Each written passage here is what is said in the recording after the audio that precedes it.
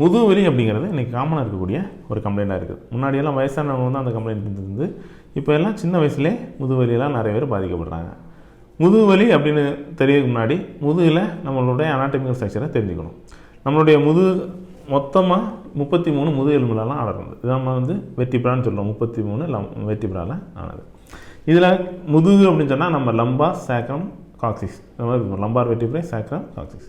இந்த lumbar vertebra வந்து 5 எலும்பாலானது, சேக்ரம் 5, காக்சிஸ் 4. இவ்வளோ சேர்ந்த அமைப்பு தான் நம்ம முதுகு.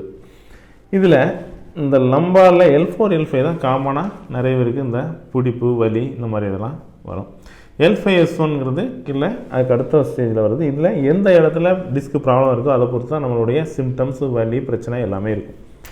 L4, L5ல் வலி வந்ததுன்னா நமக்கு அந்த முதுகில் வலி சிவியராக இருக்கும். அந்த யூரின் போகிறதுல ட்ரபிள் வரலாம், வலி இந்த மாதிரியெல்லாம் இருக்கும். L5S1 கீழே காலுக்கு பரவும். இது எந்த இடத்துல லெஃப்ட்டோ ரைட்டோ நமக்கு எந்த இடத்துல அழுத்துதோ அதை பொறுத்து நமக்கு இடது கால் வலது கால் பாதிக்கும்.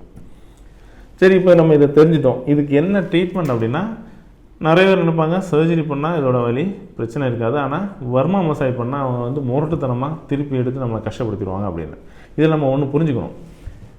ஒரு நாளே நம்ம ஏதோ குனிஞ்சு பொருள் எடுக்கிறோம், இல்லைன்னா ஏதாவது ஒரு இடத்துல நமக்கு ஸ்பெயின் மாதிரி பிடிச்சிது அப்படின்னா அதை ஒரே நாளில் நம்ம வர்மா மசாஜில் தீர்த்தரலாம், அது ஒரு பிரச்சனையே இல்லை. ஆனால் இந்த மாதிரி ப்ரொட்ரூஷனோ பல்ஜோ இந்த மாதிரிலாம் வருது அப்படின்னா அதை நம்ம ஒரே நாளில் கண்டிப்பாக தீர்க்க முடியாது. அதை யாரை சொன்னாலும் நீங்கள் நம்பக்கூடாது. ரெண்டாவது, இந்த மாதிரி L4, L5ல நம்ம ப்ரொட்ரூஷன், L5S1ல பல்ஜ் இந்த மாதிரிலாம் வருது அப்படின்னா முதல்ல இந்த சிம்டம்ஸ் நம்ம இதில் ஃபுல்லாக வாத நீர் அடிச்சிருக்கும். அதுதான் நம்ம கொலைக்கெல்லாம் சொல்லக்கூடியது. இதை வந்து இன்ஃப்ளமேஷன் ஆகிருக்கும். இதுக்கு தான் நம்ம ட்ரீட்மெண்ட் கொடுத்து மருந்தெல்லாம் கொடுக்கும்போது அந்த நீர் வந்து முதல்ல விட்ரா ஆகும். அதுக்கப்புறம் இதை வந்து வர்மா மசாஜில் மைல்டாக நம்ம இந்த ப்ரொட்ரூஷன், இந்த தட்டு நழுவி இருக்குது பார்த்திங்கன்னா அந்த டிஸ்க்கு, இதை அப்படியே நம்ம கரெக்ட் பண்ணி கொண்டு வரும்போது இந்த பிரச்சனை அவங்களுக்கு லைஃப் லாங் இருக்கவே செய்யாது, அழகாக க்யூர் பண்ணிடலாம். இதே மாதிரி L5S1 இருந்ததுன்னா அவங்கள வந்து காலெல்லாம் உட்கார முடியாது, நடக்க முடியாது, சயாட்டிக்காக பெயின் வரலாம், இந்த மாதிரியெல்லாம் கம்ப்ளைண்ட்ஸ் நிறைய இருக்கும். ஸோ அவங்களுக்கு நம்ம அதுக்கேற்ற மாதிரி ட்ரீட்மெண்ட் கொடுக்கும்போது எந்த பிரச்சனை கண்டிப்பாக நம்ம அழகாக க்யூர் பண்ணிடலாம். இதுக்கு எந்த வித அறுவை சிகிச்சையும் தேவையில்லை.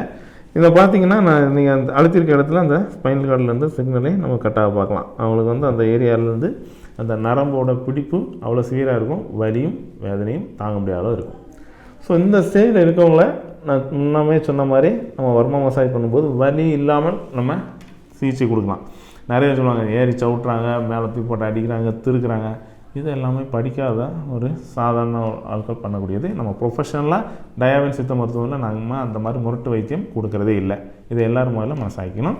நம்ம அந்த ட்ரீட்மெண்ட்டை கொடுக்கும்போது மைல்டாக இருக்கும். இதோடைய நாட்கள் டியூரேஷன் எடுத்தால் அவங்களுடைய இருக்கக்கூடிய பிரச்சனையை பொறுத்தது. 10 நாள்லேருந்தே நம்ம சிறந்த தீர்வு கொடுக்கலாம், விரைவான தீர்வு. ஏன் இதை தங்க வச்சு நம்ம ட்ரீட்மெண்ட் கொடுக்கணும் அப்படிங்கிறது தான் நான் சொன்னேன். இதை வந்து ஒரே நாளில் நம்ம பண்ண முடியாது. வெறும் மருந்து கொடுத்தா இன்ஃப்ளமேஷனை மட்டும்தான் குறைக்க முடியும். அதை பழைய நிலைக்கு கொண்டு வரணும்னா தங்க வச்சு அதுக்கான ஸ்பெஷல் ட்ரீட்மெண்ட் கொடுத்தே ஆகணும். இந்த மாதிரி முதுகுவலியில் உங்களுக்கு யாராவது கஷ்டப்படுறாங்க, இல்லை உங்களுக்கு ஆலோசனை தேவைப்பட்டதுன்னா தாராளமாக டயாபின் சித்த மருத்துவமனை அணுகலாம். மருத்துவ ஆலோசனை சிகிச்சை எப்பவும் தரதுக்கு நாங்கள் ரெடியாக இருக்கோம்.